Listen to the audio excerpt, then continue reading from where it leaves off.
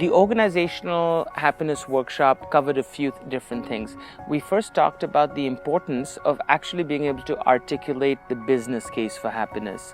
There are many other reasons why it's very important for organizations to invest in happiness.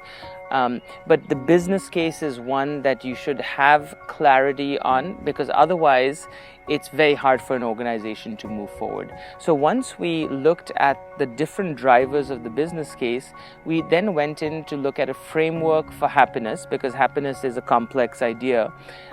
We actually referenced Dr. Seligman's research and the framework PERMA to be able to frame a happiness program for an organization.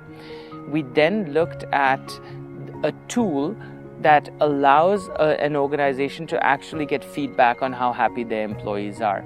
And lastly, we had a chance for individuals in the workshop to look at the tool and see how they might be able to use it for their particular context, or what changes they might be able to make for it to really fit. By the way, the tool that we've developed, the Motivational Landscape, is available via a website.